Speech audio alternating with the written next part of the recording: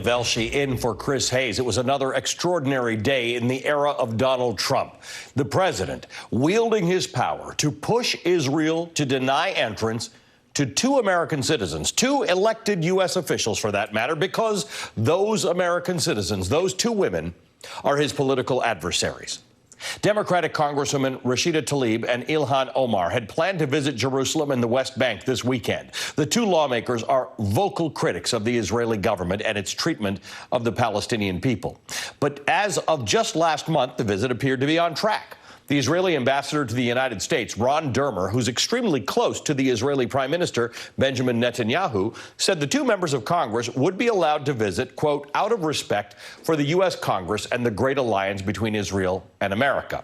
This past weekend, the top Republican in the House, Congressman Kevin McCarthy, appeared in Jerusalem alongside his Democratic counterpart, House Majority Leader Steny Hoyer, and said that the two women should be allowed to visit Israel.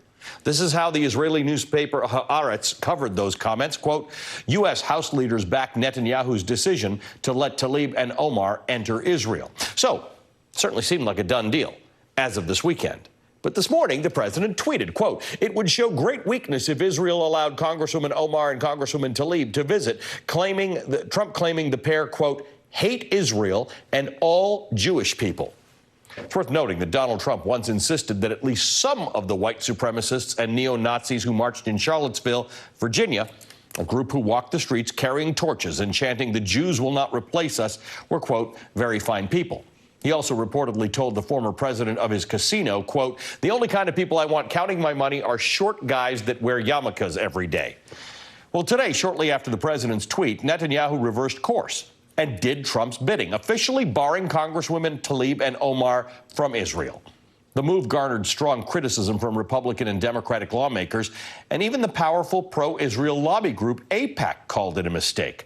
After stating that it disagreed with the two lawmakers, AIPAC added, quote, we also believe every member of Congress should be able to visit and experience our Democratic ally Israel firsthand. It's perhaps not so surprising that Trump is wielding this power, by the way, to retaliate against the first two Muslim women ever elected to Congress.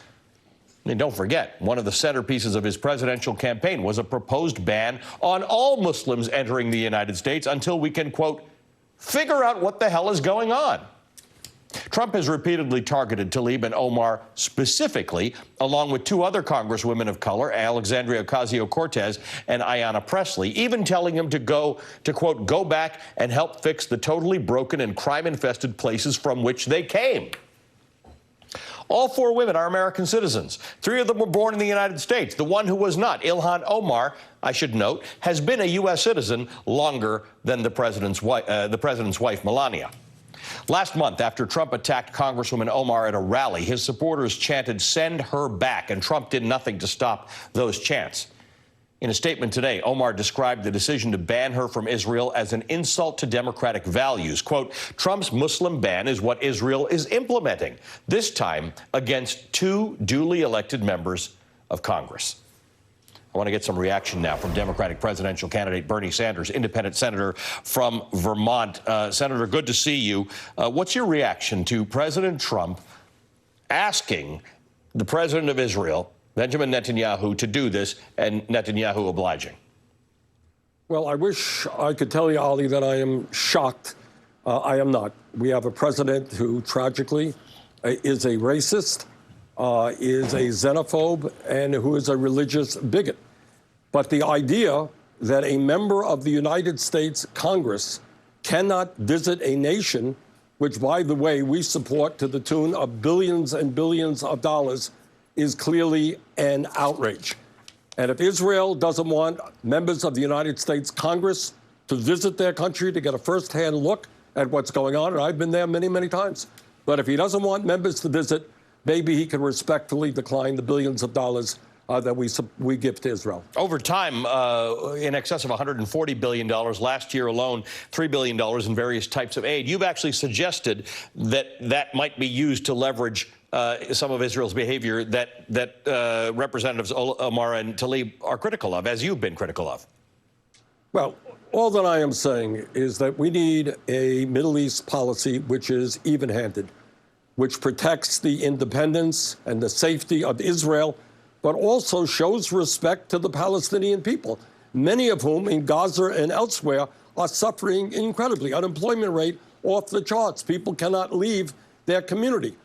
And I think what the United States should be doing, especially with the enormous amount of money we're spending there, is to demand that Israel and the Palestinian leadership sit down and start working out their differences and create peace in that troubled region.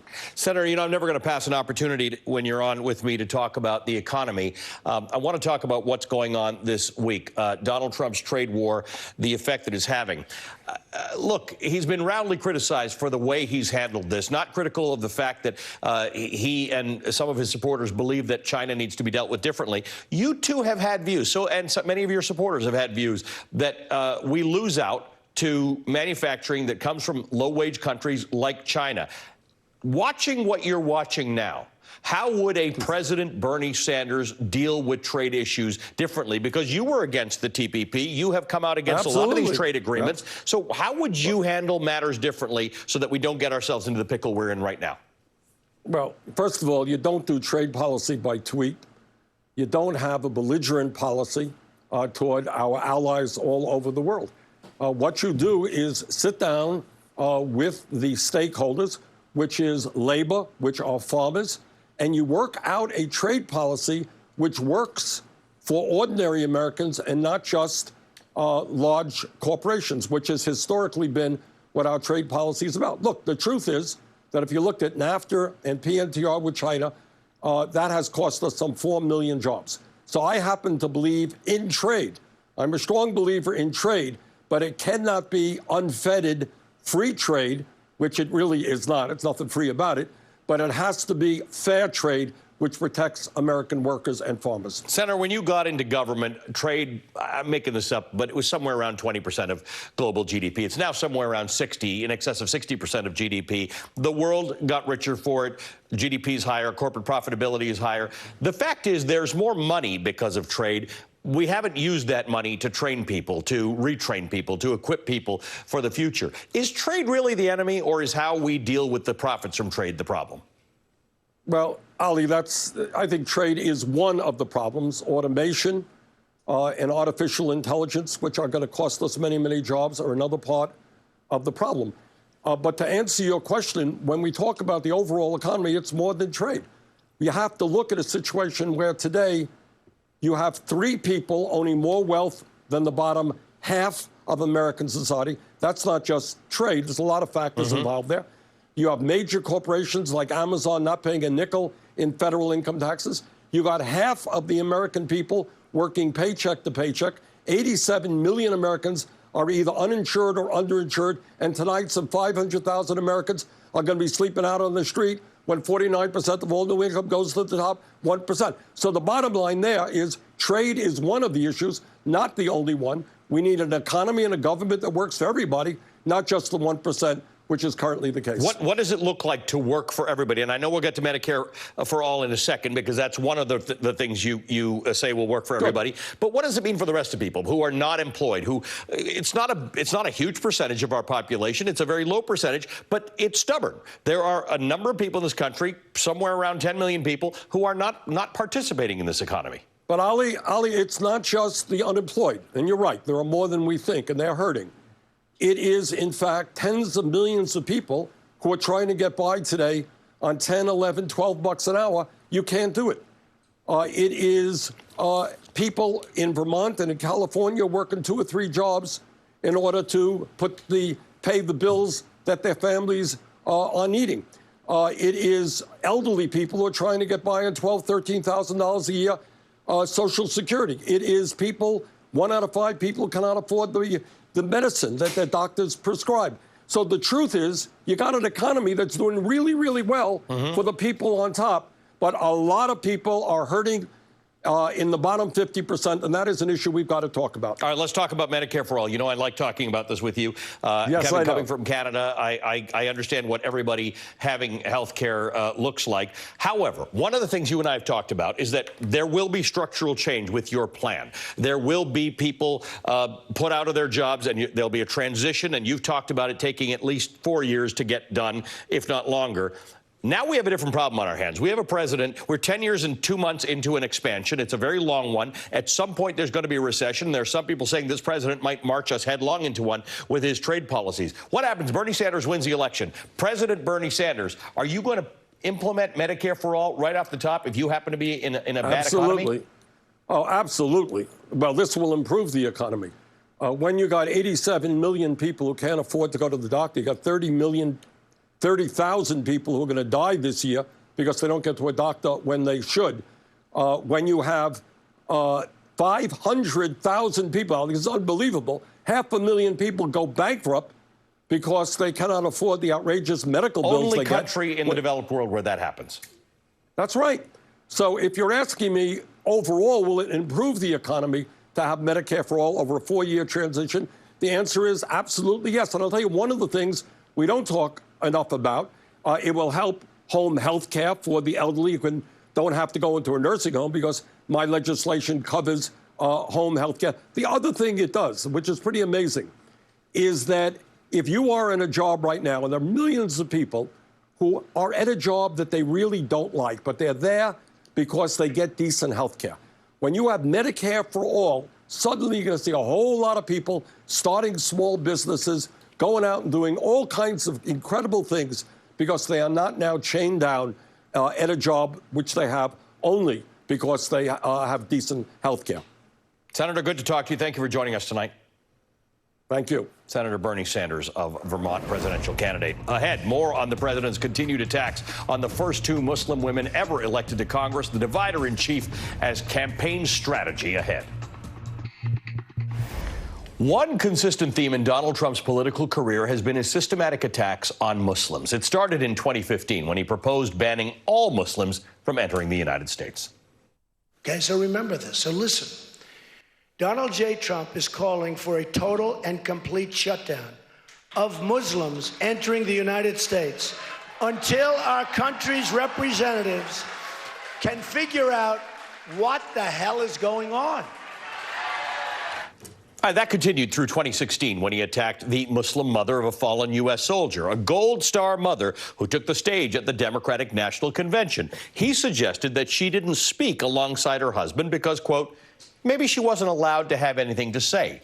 The mother later clarified she didn't speak up because there was a giant picture of her dead son projected on the screen behind her, and it made her too emotional. Once Donald Trump became president, one of his first acts was to try and make good on his Muslim ban. Donald Trump's systematic attack on Muslims has been a recurring theme in his campaign and his presidency. Just last month, he tweeted, quote, why don't they go back and help fix the totally broken and crime-infested places from which they came? That was directed at 4 congresswomen, 2 of whom are Muslim. Congresswoman Ilhan Omar and Rashida Tlaib. And 3 days after that tweet, we saw him bask in the send her back chants that were directed at those women at his rally.